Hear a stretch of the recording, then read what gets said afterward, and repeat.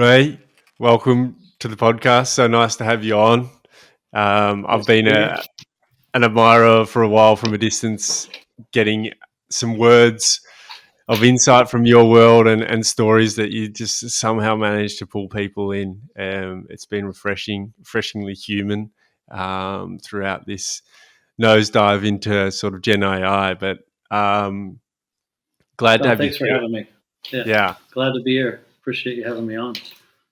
And doing some digging around. You've got a fair bit of knowledge into crafting story, but you've entered into the stage, and I think you're going to have a few lessons to teach around what it takes to get up on stage and share something live with comedy, and we'll get into that. I was just digging into some of your shared clips. Haven't seen you live yet, but would like to. And I really wanted to have you on to talk about, I suppose, crafting stories from a personal perspective, and then from a brand perspective, and then lessons involved from there. I think you've got some good insight there. We've got people listening here, got great ideas, good intentions, and no idea how to win hearts and minds. And I think you do it well. So I was hoping to go through and just have a conversation with yourself and sort of piece together a little bit of your story whilst telling some stories that have come from that. Yeah, And really, absolutely. on a personal note, it's a push to get some of those stories published or get some more out of you, because I think there's some good stuff Oh in no, there. yeah, no, I appreciate it. Yeah, I think I hope to. I'm putting something together, and it's a few things. So it's that process of trying to figure out exactly what it is, and I think that's kind of in the storytelling realm of I don't really have a thesis about the whole thing, but I think having more questions than answers is always a really good place with um, storytelling or trying to craft something. And so that's where I'm at with these the sort of advertising stories that I think you're discussing or you're talking about on LinkedIn. They're they're fun to write, and it's been a fun sort of. It initially started as I was kind of tired of asking for work on LinkedIn and kind of looking for work, and I thought, well, why don't I write a few of these stories and see if that'll get me some work. And that kind of didn't happen, but I enjoyed the process of going through these memories and and so I thought, well, I've got maybe 5 of them, and then I got 5, and it's like, oh, maybe there's 10, and then I think it's up to like 20 now. And every time I finish one, I'm like, I think that was probably the last one. I don't know if I've done that much more. And then something comes up, and I go, oh, I bet I could write about that. So I do. Yeah, okay, that's interesting to hear the intention behind why you started it, and then to like dig in on what sort of questions do you have. You said you got more questions than answers there. What are some of the top lines there? Well, I mean, when it comes to storytelling, it's like I think it really depends on the medium you're in. So if we're talking about LinkedIn, there's definitely a different. Um, I tried to keep.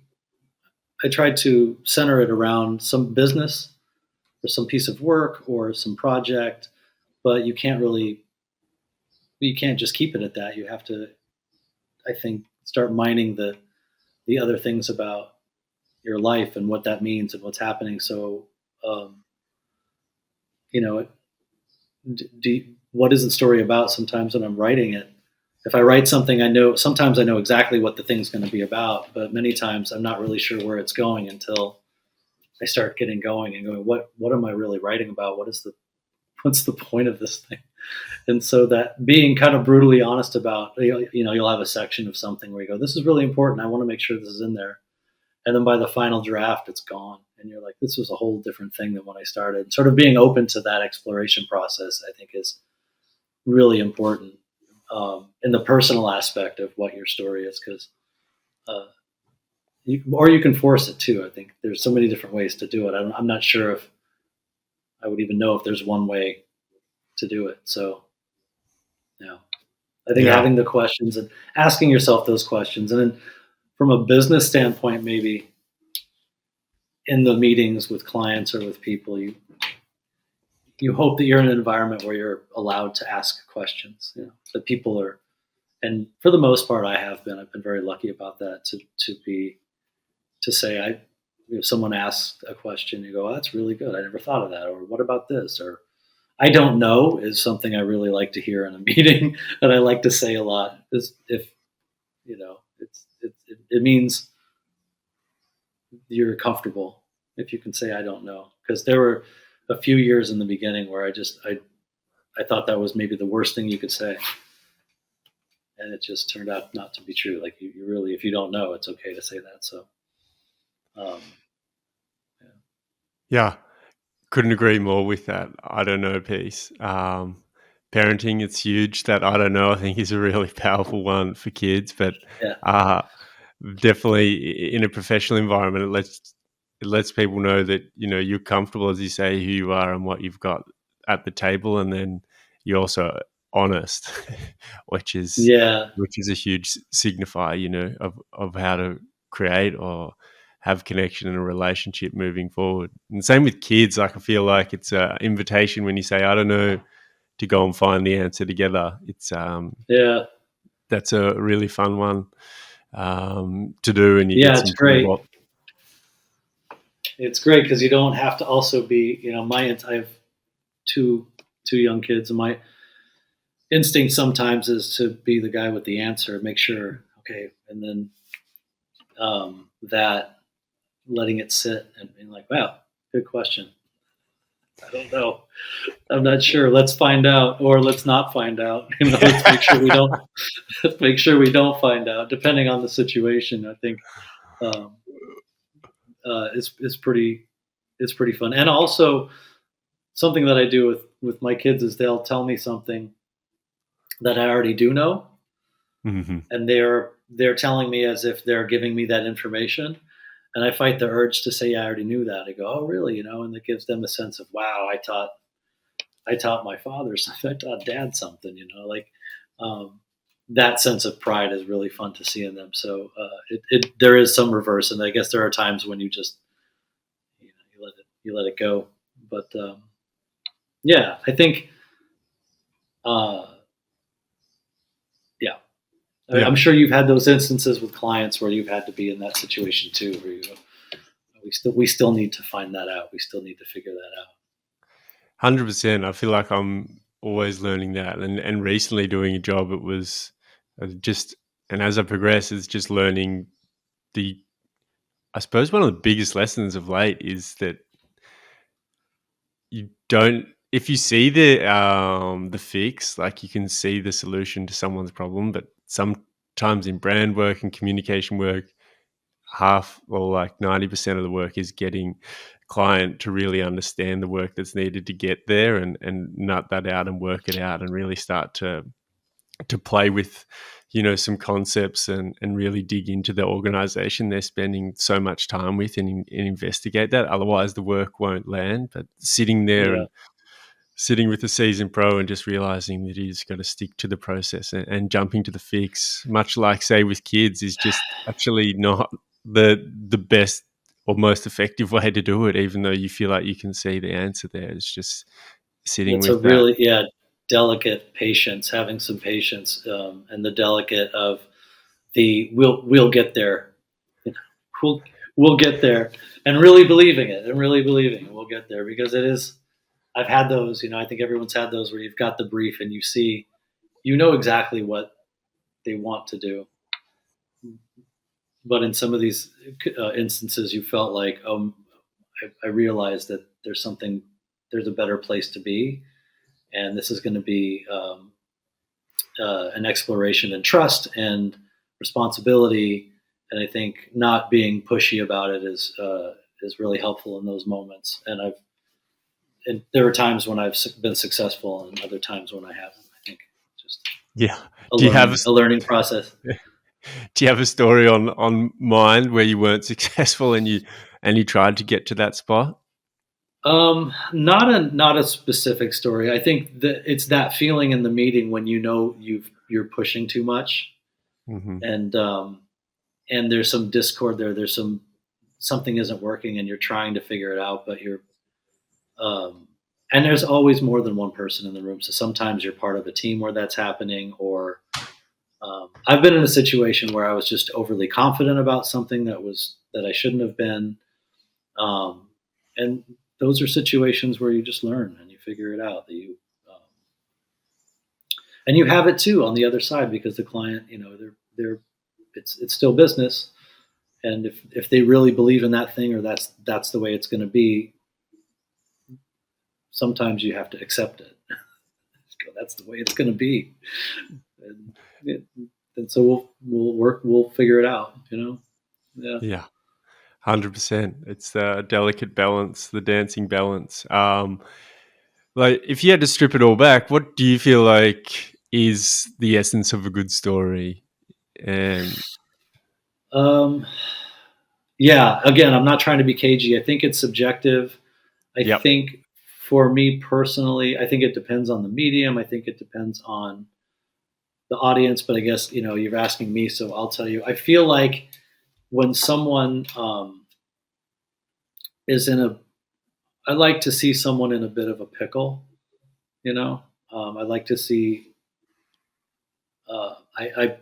I start rooting for somebody, or I like to see also. What I'm kind of getting pulled into is the the characters, either a villain or someone who you don't really agree with, coming out on the positive side for a little bit, and the roles reversing in a story where you follow someone and you know for sure that that's the person you're rooting for, but then there's something about them that you're like, oh, don't do that. And then on the flip side, where you're sort of confused, and it shows the messiness of life, the real um, challenge of just being all in on something where it's complicated and people are complicated, and I think if there's a real strong development of those personalities and that conflict, I kind of get into that. I kind of like that, and it doesn't even have to have the Hollywood ending. mm, I don't mind um, an ending that is um, not super positive sometimes, where you walk away and you go, wow, that was really heavy, and I'm going to think about that for a few days. So I kind of like that because it's I think we're in a world, and rightfully so, where people are like, just let me off the hook at the end here, like wrap it around and let's make this. And specifically in business, you really have to. That's the interesting mm, dilemma sometimes with storytelling, and that the most compelling stories are the most human, and human stories tend to be, can be kind of brutal. There can be aspects to it that just are not palatable in a sort of marketplace, but you want to explore those and you want to talk about those, and so the humanity of it, you know if you um, there's one stand-up comic that I heard talking about. He's a handsome man, and he said that when I get on stage, I need to immediately, because of how I look, and it sounds egotistical that he was saying this, but I think it's kind of true. He says, I think the audience needs to see me bleed immediately. I need to like take a shot at myself, and you know, I think that element too is kind of interesting when you get a flawed protagonist. Is kind of fun. So um, yeah, those are some of the things I like in a story. yeah, I like that. That one around the buddy that you're mentioning there around the comic needing to be seen to bleed for people to get on Yeah. side with them is a strong one. Where do you see that Yeah. carry through? And have you ever seen that sort of strategy carry through on a business side, and or maybe even a creative idea being like, hey, Yeah, I think when the this is the thing that I've had a lot of discussions around with a product or a service or something that shows a sense of self awareness. If it's um, if there's something about the business or this client that they would not like, if it's a negative perception or something out in public. I'm trying to think of a specific instance, but most of the time there's a very sanitized version of what people want to express. And I think that level of awareness of this is what people think about your business I think maybe Domino's did it really well, and they were basically like, we just really suck right now. We're going to do all kinds of stuff to get better. And I think that was maybe Crispin or someone who turned that around for them. I thought that was really interesting because you're being honest. I know it's a bit of a throwback reference, but I think people crave that. They want to know that about these things about yourself. So those are always the hardest ones to sell. Those Mm, ideas of self-referential, and they're easy to kill because if you're the client, and I totally see it, it's actually very valid to be like, well, we're just talking about ourselves, and it's like, well, yeah, sure, in a way that can really resonate, where people may be drawn to it, and maybe not. So you got to trust that they might be, respect that point of view. But I think, yeah, I think just being self-referential in a way that shows an awareness and not necessarily self-denigrating, but vulnerable in a way that is empowering, I think is really can be interesting for mm, businesses. And one way to do that is just to be funny. Like doing something funny it shows that um,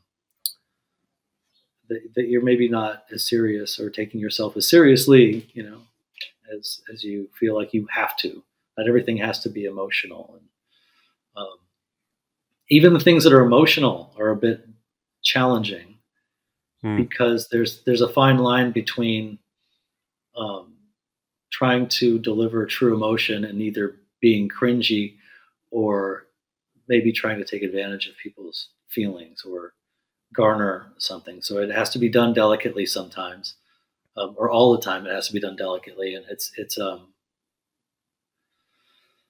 tough. I think it's very tough. One of them was and this is sacrilege, I know, but the Nike where the overweight kid was running down the street, and yeah, it that was was a just banger. the people. Yeah, people love that one, and I was just so mad. Like I'm the only person in the world that was like, it didn't resonate with me. I didn't trust it. I didn't believe it. I was like, you've got kids in Asia making the shoes, and now you've got this overweight kid running down the street, and it made me angry. And I was just the only one in the industry who felt that way. So, but it was emotional for a lot of people. It really did the thing that they needed it to do. So, I mean, I clearly don't have the answers. But I think you got. But I think that like even speaks to the top of we where you started the convo, and that was more questions and answers there, and maybe Yeah, that's where it lies. But yeah, those yeah, pieces around taking yourself too seriously is huge, yeah, and how do brands and do that?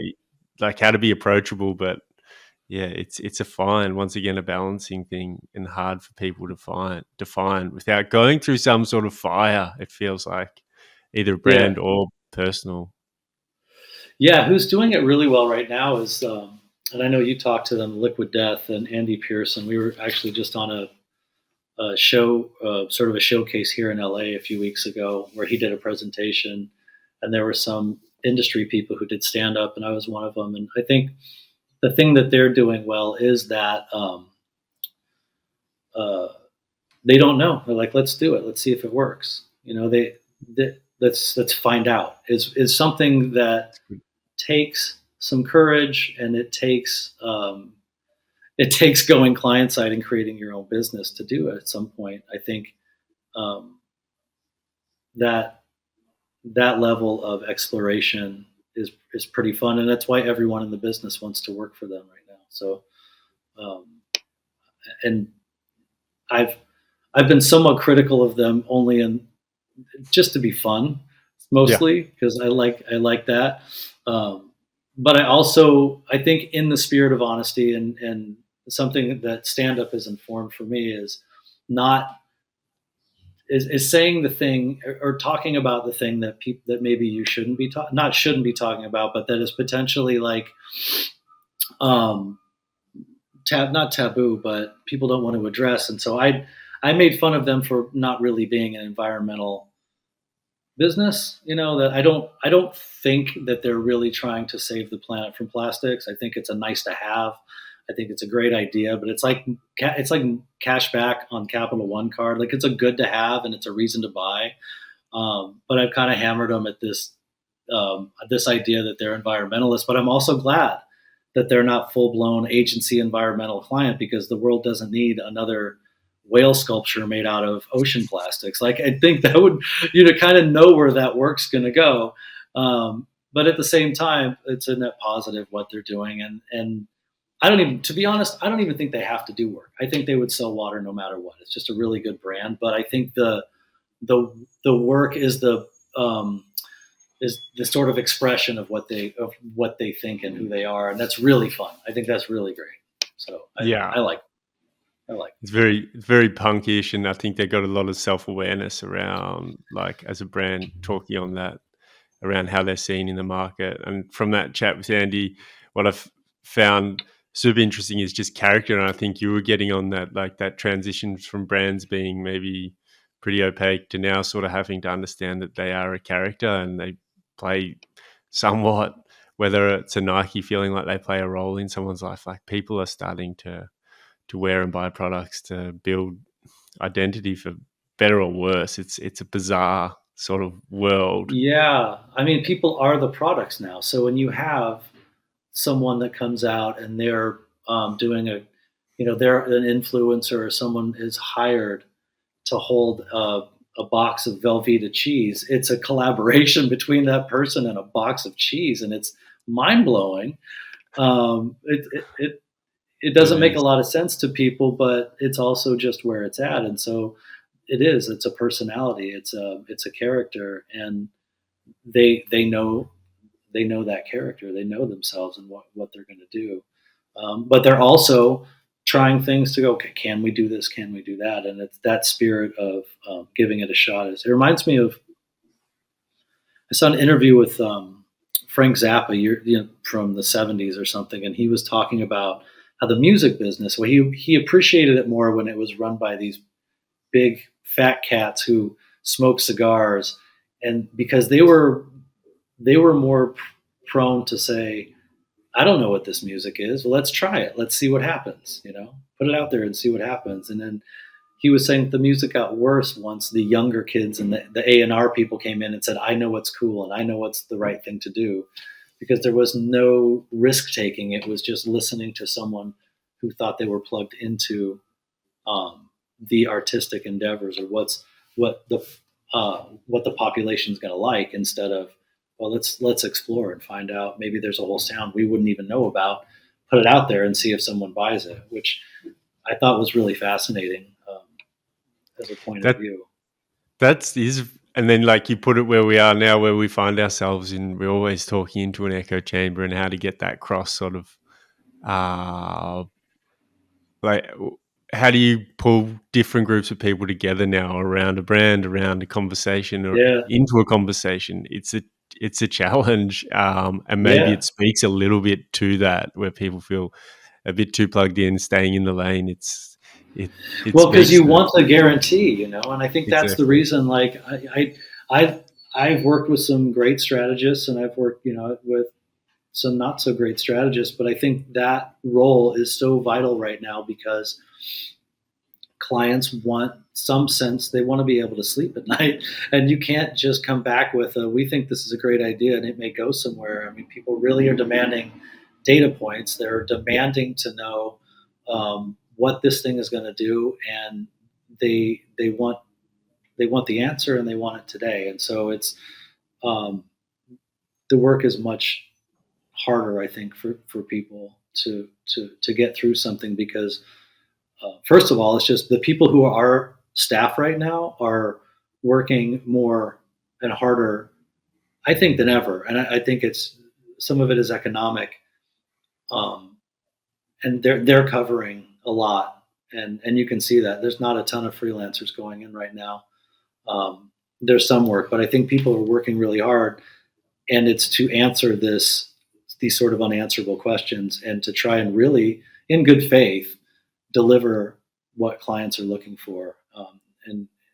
And it's a challenge. It's a challenge, but there's still good work out there. Like, people are still doing good things. So Yeah, definitely. But I think you're right that it's market, rightfully or wrongfully, is doubling down on sort of that data point, and how to get ROI more so than Yeah. ever, but it feels like it also leaves itself open to the adventurous types, say the liquid deaths, and the ones who sort of want to straddle the two sides of the coin if you can, and have a crack at doing that, and maybe try and figure out, a third, which is I think where that innovation lies. But not everyone's going to hit that, and then to deliver that on a deck is near on impossible these days, as you have to really speak to that commercial result and then deliver on it. Otherwise, it's never coming through. Where do you feel like you sit on those conversations? Like, where do you feel like your best way of communicating before it goes out and is public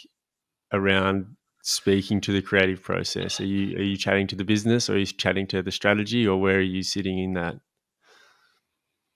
I am just like, this is going to sound really simplistic, overly simplistic. I'm like, are we excited about this idea?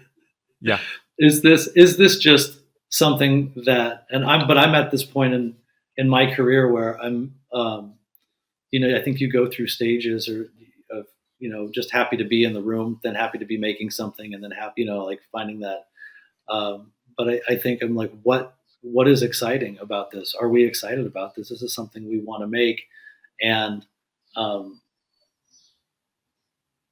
and proud of doing the work. I think that's where I'm at. It's really tough because some of my favorite ideas were just really did flopped, and I don't know if you can. Um, I don't believe that you can work around that. I think that it is really at the end of the day, you're asking someone to spend money on a thing, and it's the risk involved. And is it intelligent? Is it something that we believe in? Are we not speaking down to people? I think if there's some basic, I'm pretty happy with and excited about projects for some very basic ideas. It's like, wow, this is a really interesting idea that speaks to people's intelligence, and it acknowledges it in a way. Very small things. I don't know how many years ago when you'd see a film where they'd have the title of the production like Walt Disney, and it'd have the thing with the star going over the top, and that was the same every time. And I remember when I first started seeing these studios alter those to the theme of the film. It's a small thing, but from a corporate or industry mindset, I thought that's really huge that they had the.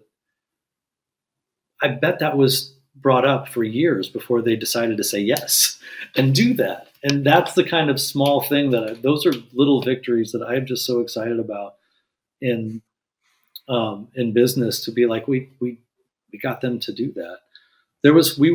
I got briefed on Diet Dr Pepper years ago, and one of the ideas was, can we put a question mark on the can? So it's Diet Dr Pepper with a question, or after Diet Dr Pepper. It was something dumb, and I thought that would be so fun to be like, is this diet? It's really delicious. Um, and we pushed and pushed, and it didn't happen. But it's that kind of stuff where I'm like, I would have been so happy if they had done that, but they didn't. And so you don't know what's gonna work and what's gonna sell. But if you believe in it, you go, let's keep pushing for a little bit until they say, come on, stop talking about the question mark on the can.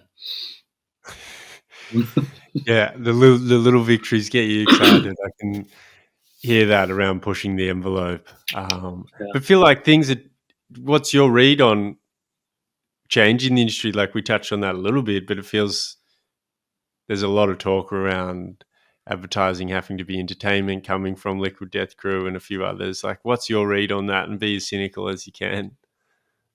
I got to tell you again, I hate to keep going back to this, but I don't have the answers. I think it is what it's going to be. I think on one level, there's a shift in who is working in the business. Yep. There's a whole new generation that's come up, and they're more diverse, and they have different points of view, and their approach to media is different. Their relationship with media is completely different, and so I'm not. I think. it's a natural. I think, unfortunately, for management or for people that are running things, I think that they see it, but I think their idea is we need to capitalize on it, um, more than invest in it. Then this is an investment in where we can go, and they're like, oh, this is the current thing. We got to stay current. We got to stay current. And I think you can and this is, you can dye your hair. You can dye the gray out of your hair if you want, but it's fine, and people should. But it's okay to change. It's okay to be like, well, this is shifting and evolving, and entertainment is a huge deal. And I think that it's the evolution of everything. I see creatives and industry people who are my age who are really fighting against this shift and this new era of advertising or new era of marketing. And it's I understand where they're coming from, but at the same time, I think they're missing the point, and that their fight is they're sort of in a boxing ring all by themselves, swinging at the air. It's not really the discussion anymore. They're these It's easy to say, like, I used to make fun of Gen Z. I'm like, they're just selling out. They're just holding things on Instagram and making money. And it's like, well, first of all, they're broke. You know, like, you don't really hold on to a ton of artistic integrity when you can't pay rent and you can't eat. So you got to cut them some slack. But also, they are music today is incredible. Art today is incredible. There's so many things happening that feed into the business, and I think there's a lot of good work going on. I think that they're just worlds colliding, and what does it want to be, and what is the most important, and how are these structures? Because advertising and marketing, I mean, it's just such a huge structure, and there are ways that were billable, and things that operated that way, and it's just a whole new world. Like, it's a whole new world, and um, trust me, I want to be cynical and I want to be bitter, but I'm, I really do. But I'm having such a fantastic career still, and I'm struggling. I like everybody. Like, I had a couple spots shortlisted at Cannes last year, and I'm struggling to pay rent. Like, it's just that's how things go. It's what it is. So I would that was a long-winded way of saying that I'm not really sure exactly what's going on in the business because it's so chaotic and it's changing so much. But I do trust in um, the creativity of the people in the business, and it's my favorite department in the building. And I had the easiest job in that department as a copywriter. Like, art directors and designers, everyone had it so much harder than I did. I would get them dinner because I felt guilty because I knew I would be leaving before they did. I'd go get them dinner and bring it back. I'm going home, or I'm going to the bar. So um, yeah, I don't know if I answered that question. Did I answer that question? Yeah, you answered it. In a way, I just feel like you summed it up. Maybe you didn't answer. You just summed up the scene right now, and Yeah. maybe where it's heading, and in a positive light. I thought you were going to go another way, but I think Oh, bringing in what way like is that? I'd love to hear it. I'd love to hear it. What way was that? I want to make sure that in a positive I'm light. interested.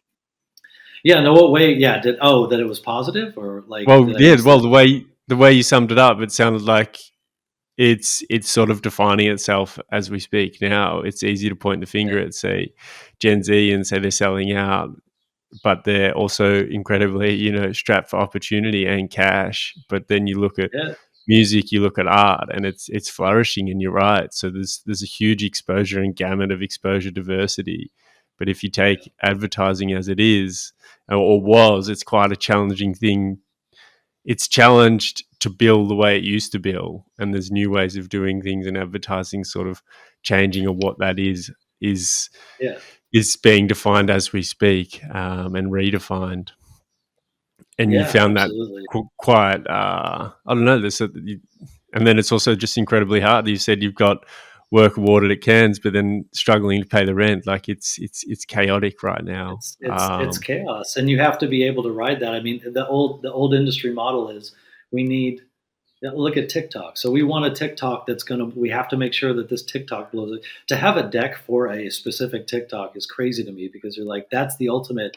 I have no clue, man. Just make something. Like it's TikTok. If you have a ton of meetings about what that's going to be, like that's an issue. That's a death You sentence. should just be making them. Just make them and keep making them and keep making them and just empower um, empower these young creatives to go try these things and see what happens because for the most part no one's going to see it, and then when someone does you're going to be like, wow, I'm really glad we invested in letting people try some stuff. So Yeah, for sure. And then it's a weird question of whether it actually lands and has a result. Like that's a whole nother right, ball game. It's just like, yeah, cool, or if you eyeballs got want on it. Yeah, like yeah, I've worked on some products that are like, oh, we need some Instagram posts, and I'm like, why?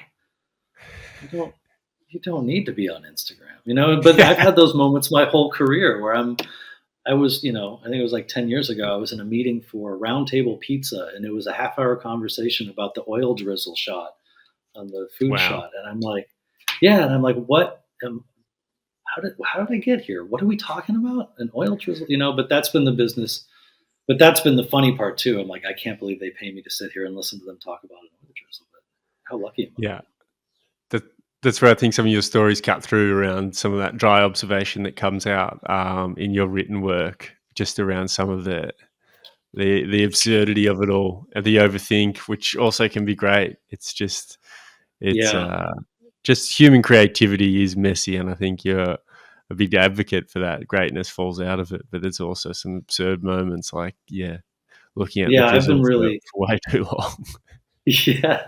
Yeah. I've been, it's been really fascinating and good. Like I worked, I think I worked for maybe 15 years in different businesses, like different jobs, restaurant, and I was a ski bum and a rafting guide, and I worked at a department store and a credit union. And I did all this stuff, and then around 30, I went into advertising, and it was so wildly different to be sitting in a room and to be somewhat professional. I remember the first time on a conference call, and I'm like, we're gonna listen to that person berate us over, like, someone was yelling through the conference thing, and I'm like, this is such a bizarre job because you can't yell back. Like, are we going to stand up for ourselves here? And, I remember asking an account guy early on. I'm like, hey, could you, after the meeting, I go, could you do me a favor and just ask the client to be a little more professional and how they speak to us in these calls? And he goes, absolutely not. I'm never going to tell them that. No, because everyone was just terrified. And I'm like, this is wild, man. This is really crazy. Yeah. Um, And it's but it continues on that craziness, like yeah, switching lanes. Like, and I think we're speaking to that is, if you could sum it up, how do you get educated? Where do you find you get your pearls of wisdom that you carry with you in life? I'm just fascinated about where education is, and then how people get educated. I just find it just that's in also life, in life in general. yeah. Like, did you find you more at class? Did you find you get it from life? Like, where do you find that you're like, hey, that was a moment that something clicked, or this is how it Oh my happened? God. It's a I mean, curveball, I mistake know. huge. No, I mean, huge mistakes. Like, you just make Yeah, incredible mistakes, and you go, "Well, I shouldn't have done that." That's not going to happen again. And then you do it again, and you're like, "No, that's not going to happen again." But also, um, not not to sound too florid, I guess, but like art, music. When I used to listen to so much music when I was trying to come up with an idea, because I mean, if we talk about storytelling, it's just that's, I think, one of the original, where there's so much in that art form as far as like feeling, emotion, loss, and love, and grief, and like just everything. So mm, learning lessons and dumb ones too, but yeah, and then learning from mistakes. And I was the youngest child, so I had the benefit of watching my older siblings do really stupid things, and that helps when you're the youngest, and learning from watching other people, and going, well, I don't want to do that. I won't go down that road. But yeah, but like just paying attention to people and paying attention to things. Um, I think those are the areas I think I've learned the most. And people have taught. Like I've had mentors who were kind enough to um, show me, and not specifically, I'm going to show you this, but just gave me a chance to be in a room and watch how they're doing stuff. And then if when I attempted to do it, in a meeting or presenting, I remember after my first meeting presenting, and I just read right off the script, and it was super boring. And the chief creative officer was like, "Don't ever do that again. Don't just read the script word for word." He had everyone yawning in there. He was like, "It's such a good script, and you ruined it by just reading it." So like helpful feedback, honest feedback that and it isn't always given with kindness and love, though that was, but just getting that honest feedback and having people be genuine with you along your journey, and then hopefully you know you doing the same thing. Like I learn, I'll bring it back to the kids where I I have this thing with my kids where I go, okay, what did you learn today? I'll tell you what I learned today, and you tell me what you learned today, and hopefully we have this sharing of information and this dialogue. I over contextualize everything for my kids. In some ways just to diffuse a situation and also to bore them and confuse the hell out of them. Just to be like, I'm the dad. I'm the dad on the sidewalk on a knee, kind of giving context to things, or speaking of, right now it's with language and words, inappropriate words. I don't say bad words or good words. I say inappropriate or appropriate. And, I'm like, just like you are not able to drive a car, you are not capable of steering the F word in this conversation. This is you're gonna learn how to use the F word, and coincidentally, you will be in a car probably when you do it. But it's like the language is really powerful, and words can start wars and end wars. They travel, they shapeshift, and they move through communities and people and societies for millennia. And that's why I need you to stop calling your brother a dick face. It's very important to understand how powerful this is. And by that time, he's like, I'm never going to say it again because I just don't want to get the lecture and the speech about language and its power. So I think, um, yeah, being open to learning, and them telling me stuff, or do you, kids are amazing because they'll let you know if you've done something wrong, and you have Mm. to um, decide in that moment if you're going to accept it or if you're going to, try and be if it hurt your feelings. But for the most part, I'm like, yeah, you know what, you're right. If I get called out on something, I'm gonna go, man, you're right. That was a little out of line, or I didn't know I said it that way, or whatever. And so I think being open to Mm. to not being open, I think is really important if you're learning stuff. Well, yeah, well said, Ray. Being open is, yeah, I can back that sentiment with the kids and in anything. I feel being open, that's when, yeah, the lessons can hit Yeah, hard. Kids, it's, yeah, oh, just, I remember waking up and my daughter telling me something I'd done, and my initial instinct would be like, defend myself to the hilt. And then I just took a deep yeah, breath, and I'm just like, no, you're right. I'm sorry, and could have done this, could have done that. And you yeah, feel so much better when you take that responsibility for it, and you can see it in the kids later when something else comes up. They start to take ownership of those things and yeah. and And and, they and feel learn. okay to speaking with you. They feel like they can come to you, and there's going to be somewhat, you know, um, the potential for this interaction that you'll give them the space to communicate and to share, and that's I think over the years it gets tougher, I and hopefully could- there's hopefully that there's something established where there's like even a little blip of, okay, I feel like I can share this, or I want to share this. I feel Mm. really, um, really lucky that they would even want to share stuff with me. So it's Yeah, really well cool. said. I love that sentiment, though, the openness. That's where lessons land. I think different moments have the opportunity to teach you, but it's how you receive them. Hey, that's Yeah. beautiful. I was hoping to hear a little bit more about how you touched on that, but your true love of just words. You spoke so well there around how words change, can move mountains, change perceptions. Like, where did that affinity start for you? I think I was a military kid. I was born in Japan, and I lived there until I was about 11. And I didn't speak the language, although I could understand most of the conversations. But I took to reading in English um, pretty early on, and I think the challenge of learning new words um, and being surrounded in another language, being growing up around another language, I think may have had something to do with that. I could be full of shit there, but I really do believe that.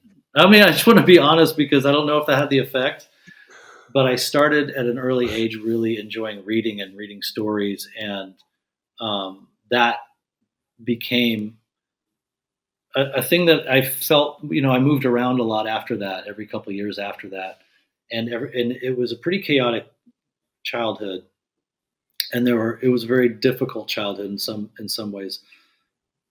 But that constant of being able to go back to books and go back to reading really, and then eventually in high school having an amazing English teacher who encouraged that once I started writing stories, and it was the first time that someone showed sort of interest, even in my own home. Like my father never graduated from high school, and they weren't anti-education. They just um, it was just not a place where it was sort of celebrated. Even though it was like you go to school, that's the thing you do.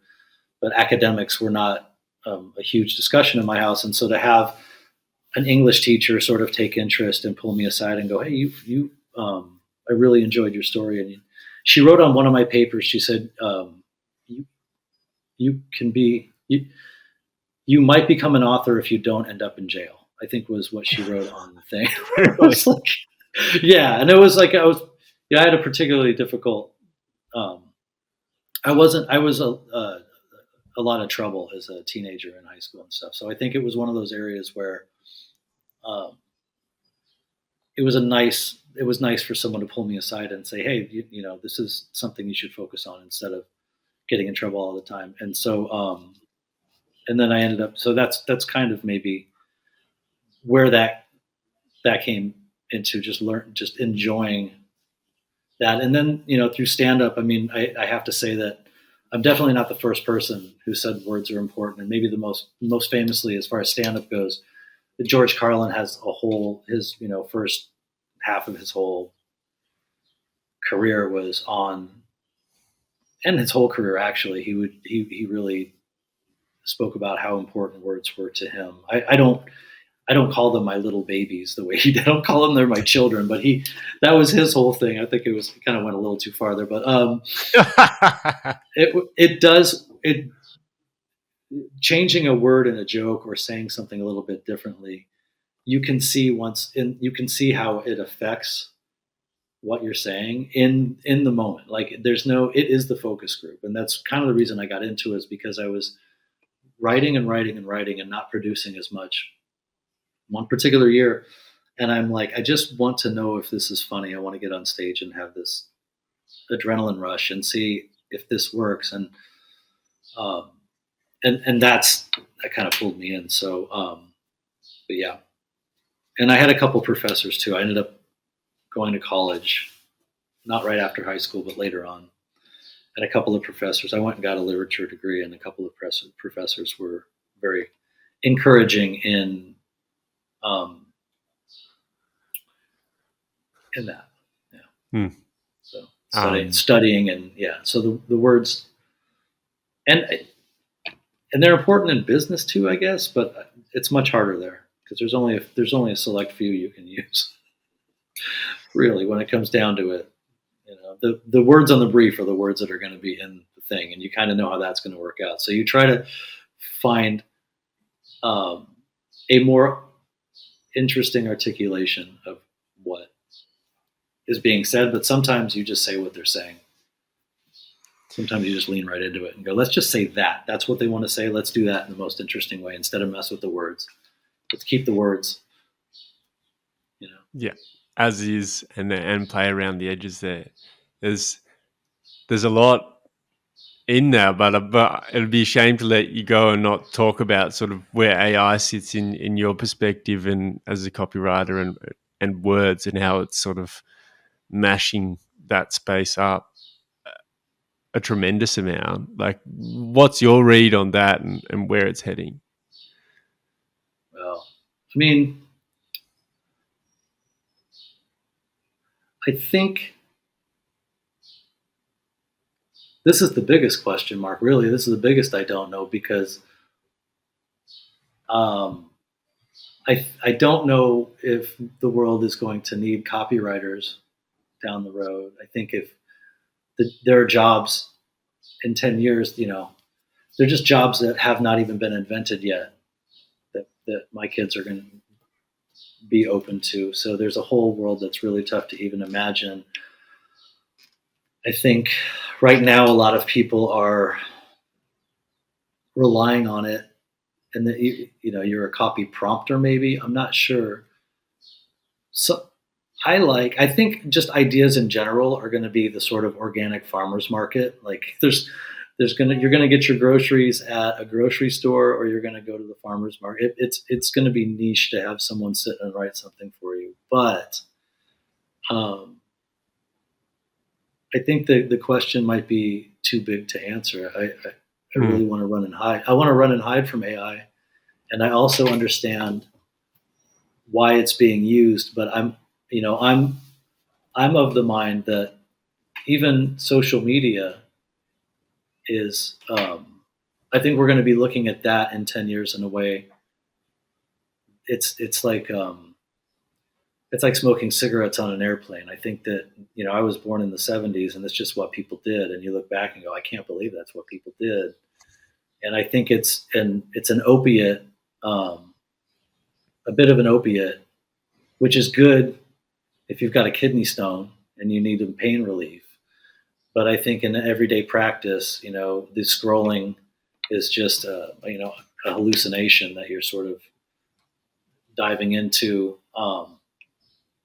And I don't know. It's really I have no idea what AI is going to do. I think it's already doing it. I think you can go to a restaurant and not even deal with the server anymore. You can just pay. There's self checkouts and everything. I don't know. Like it's interesting. It's hard not to slide into a dystopian notion. Hmm. Um, I don't know. Yeah, it's What definitely do you easy think? to get. What do you think? Yeah, I think I oscillate between. I don't know. I'm always a cup half full sort of person, um, and I see ideas being there will be a real pushback, and I think there already is to find sort of.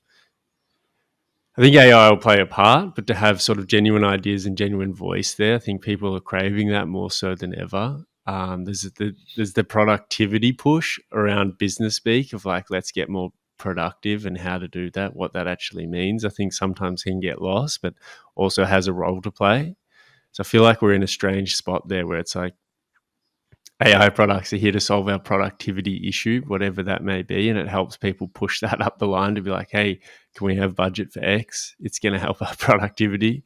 And then everyone's like, yeah, you can have budget for X. And then when you start to dive in on the numbers, it's like, that hasn't actually done that. This is maybe one Yeah, spot it has. This is one spot it has. And then you start to sift through the sands. And I feel that humans love talking to humans. We've just been speaking on story for a long period here, and what contains in that is like human sharing, being vulnerable, showing that they bleed, like being Yeah, showing up. We're talking about the change in brand and how brand talk, like why Lick the Death are winning, because they're a bit more human than another water brand like Fuji or whatever. Like they're very sterile, and I think we're going to head into a epoch of very sterile, but maybe it's affordable. But the ones who sort of double down, be a little bit more risky, I think are going to, for in the short term to long term, probably succeed if they stick at that. And I think there's always a space for it. It might not be everyone has access to it, and there'll be different workflows, and there'll be different ways to figure out how to maybe format and use certain AI tools to say capture a unique voice, and how to do that in a different workflow. It might not be someone sitting there nonstop doing every piece. But yeah, I feel that there's definite appetite for human connection and human story that AI can't quite nail. The sentiment there, and ideas, because it's ideas are just. I feel like ideas are pretty much nuclear fission of different things smashing together, and something comes out of that, and it takes a certain personal moment to see it and then start to push that into the world. And I don't think AI has that. Quantum is a whole nother world that I'm fascinated about, and I think that'll be really an exciting point. But I back your sentiment around the opioid and the 70s moment that our kids may have, thinking about how readily available social media was, or the scroll and the effects. But yeah, that's probably my best summary of where we are and what's coming out. yeah, it's well said. I think, yeah, and I think the optimism is warranted. I think at some point, my I do have a little just lingering sadness around watching people lose their jobs. I think that to me Yeah.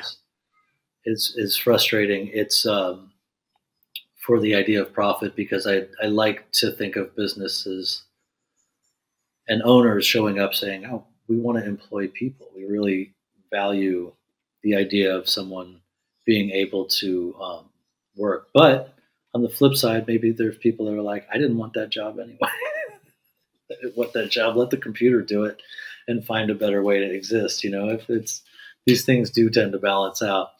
So Yeah, but it's in a moment of definite reimagining for sure. And yet it's so hard hearing the stories and living it. Like it's a challenging time, but a time to maybe yeah, redefine it and fight for it. And I'm sure there's plenty of comedy stories coming out of it. I haven't managed to really dig into your comedy yeah. side of things. Well, Um, I tune out too also when someone, and it's not on purpose, but if someone mentions in a conversation where they literally say like, "Oh, I was training AI to do it," it just goes into wah wah wah wah wah. I'm like, I don't. I'm just. I'm. Uh, I think some people do it because they feel like they need to be current. I don't feel the need to be current, and I'm not anti AI. It's just that I've yet to hear a story where someone mentions that they trained AI on something, and that I've been interested in, but maybe it'll come around, and it might be just me personally be like, I don't know, it's just not an interesting story to me that you trained a computer to do something. Although I know there are cases where it is very interesting, I just for some reason tune out. I start falling asleep and go, all right, well, that's great, good for you. for sure, it's a certain. There's definitely a froth about it. Yeah, 100%. yeah, To To close, this is a question that I love to ask. I started the podcast out really wanting to dial in on this, and it was around helping kids deal with this idea of, or this reality for some, around eco anxiety, and like how do you begin to give kids a sense of agency in their lives? Like if you were tasked with that, how would you begin to go about creating a course or an experience or a story that would help that space, help a kid who has that feeling of like impending doom, that like maybe it isn't that bad. Like, where would you take it from there? I just tell them that you're the last generation, so have a good time, enjoy Oh, yourselves. Try to be This is it. Like how lucky you're the last ones, and sorry, I don't know what to tell you. Try to go see a glacier before they're gone. I don't know, man. Like I think I don't. That's. I don't want to lie to them and tell them. Yeah. I think that's the hard part. Is that how do you speak honestly with children about something that's absolutely mortifying? And I think it's a good question. I don't know. I've clearly not thought enough about it because, and I live in California, and like earthquake, fires, we got stuff. But also, I live by the beach. I take them to the beach, and then we get to swim around in the ocean with Dorito bags and syringes and stuff. Like it's really like it's a. I'm not really sure if I gave them some sort of impassioned speech that I would even have the right to do it. I don't even know if I'm the right person because I think um, it's I, I'm yeah, the call's coming from inside of the house kind of thing. Like I'm like, what do you tell kids? What do you tell them? I Yeah. don't know. What do you tell your kids? I once again tend to think that it isn't as drastic. Like I studied history at school. I'm not saying climate change isn't happening and everything isn't. We don't have challenges in our lives, but I just don't think is as bad. I think we live in a world where doom scroll is profitable. You sell ads off the back of telling people the world's going to end. Even though there will be challenges, I just don't think it is as defined as what some people lead you to believe. We Huh. have you look at history over the past 200 years. I think every generation's had this, like, I used to read Asterix and Obelix, and in there they were petrified that the sky was going to fall on their heads. But I think that is true to every generation. We had the Cold War where the world could end, and it very well could have ended with one person's finger. I feel like it's a human condition to feel like the world is going to end forever. And maybe that's us grappling with our own mortality and then putting it more broadly onto humanity. And so I always just focus that it is, and humanity or humans have the ability to be quite resilient. Like, what is that? Is it leaning into fear? Is it like investigating that a little bit more? Is it learning to have mistakes? Like, what is that space of being like, oh, it isn't actually, it could not be, it could just be as good as they're saying it is bad. And why Right. believe the worst? Like, what power does that give you now to be able to change anything? So I get passionate in that space because I feel like that narrative that exists does rob kids of their agency, because it's like, well, hey, everyone says it's ending, but look, I could nearly guarantee they'll get to 70 and it hasn't ended. But Yeah. that's just me, and I'd prefer Is to it to believe that.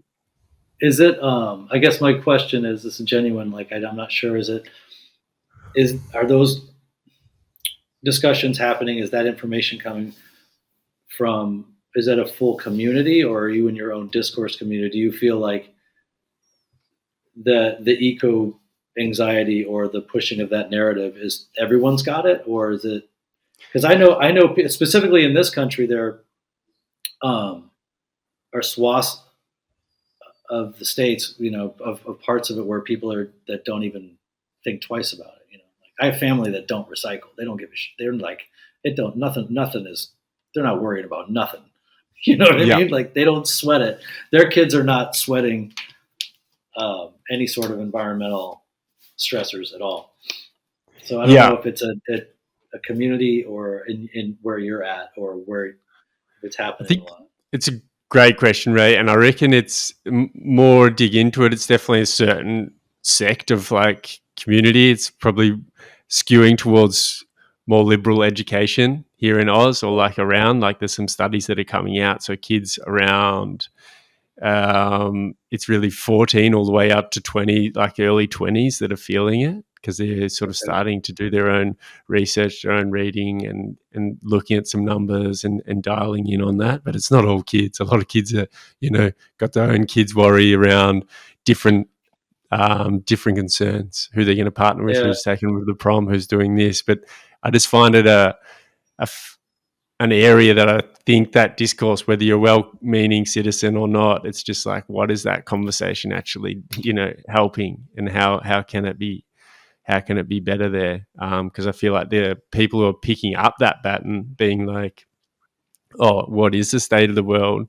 They're the ones who maybe have the energy to do something that could change it. So it's like Yeah, how to frame that in a way to empower them to be like, hey, I could actually do X, I could do Y. yeah, Um, and these are some paths forward, and paths others have taken in challenges in their lives. Maybe I can apply it to mine, and it isn't so doom and gloom. Because I think there's this period in life. I remember when I was in those 20s, like that was definitely a period where like, you can get pretty doomsday on it. And I think if you're continually on the scroll machine, even more so, because that's yeah. what's That's sticky. fair. That's fair. My neighbor across the street. Well, first of all, I think that's a place where AI could be helpful if there's information or ideas. I think that maybe no one else has come up with, and you kind of read through and go, I don't know. Here's this random stuff that this computer said, and it could be interesting to people. Honestly, to go, I don't know. They had, this idea came out. Why don't we try that and see if that works? Maybe that could be super helpful.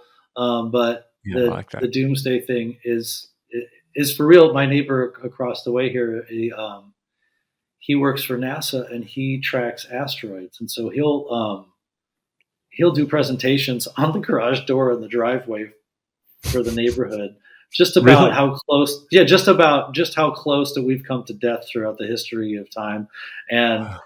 total global, annihilation, and what sort of things we're looking at in the future, and how dangerous it is just to be alive on the planet, and just absolutely terrify this whole section of this street as as a sort of afternoon driveway presentation, and Right. it's pretty fascinating. And like, all right, well, try to go to sleep tonight. It's it's really funny. Oh, that's some real insight there. Asteroids hitting the Earth, and just how precious it all is. It's pretty wild, Yeah, hey? yeah, and the things that they're trying to do, the ones that they've tracked that are going to hit. I guess there's one in a decade or so that they're hoping that they're trying to figure out how to destroy before it hits. But it's just this like, all right, the life, yeah, life, life and death. Life is precious, and it's, what do you do? I mean, it's not. It is and it isn't. Life is what it is, and it can be brutal. It can also be really amazing. I don't know. Like you can really trip on it, and I don't. I hope my kids don't overthink that stuff too much too. I think Yeah. that you have a very fair point about, it would be nice for you to be able to just live and not every time you turn around, someone's talking about how it's the end of the world and the species is going to end. But I actually go back to George Carlin and I go, well, he was like, he kind of saw it as a good thing. He's like, we're on our way out. It's not a terrible thing, you know. It kind of cracks me up. Yeah, okay. I It's a like the morbid sense of humor. It has its Yeah, space, I reckon, and there's a good laugh in there because everyone's got to deal with it at some level, and we're pretty yeah. terrible at a His whole his dealing with point it. his point too was like the conceit of humans to say we're trying to save the planet. That was a whole bit that he did where he was like, we haven't even figured out how to take care of ourselves. But I won't do his whole. I have my own jokes. I don't want to do George Carlin's, but I mean, I do. I need them. I need George Carlin's jokes, but I don't want to do them. But it is a thing that people talk about a lot. So, and I've never It really, is. honestly, until we discussed it now, I never really thought about the impact of it on of of my children, like how they're going to navigate that. I just assume that everyone should be afraid of it, and they should too, because they're growing up in this world. So it's Mm. something that I'll be thinking about. So I appreciate you putting that in my brain. Well, my my pleasure. And this next question that's from a past guest is like, do you believe that everything you want is on the other side of fear? Oh, That sounds like a really good self-help book question. Yeah. Because no, sometimes it's not even about being afraid of it. It's just about being aware of it. Sometimes you're not even aware of it. Like yeah. So no, it's not everything. Some of the things, yeah. And then you face some of the times you face the fear and you get to that other side and you go, I didn't want this shit at all. What was I afraid of? Yeah. So no, not everything you want is on the other side of fear. I think it's a good question, but I think there's so many other things that can so many other obstacles that we will sometimes gladly put in our way. And not all of them are, some of them are just not self-made, but I think there's just so many other things that can get in the way for sure. Love that. Love that answer. I feel like we just assembled a gun there. If you could pass on a question to the next, what would it be?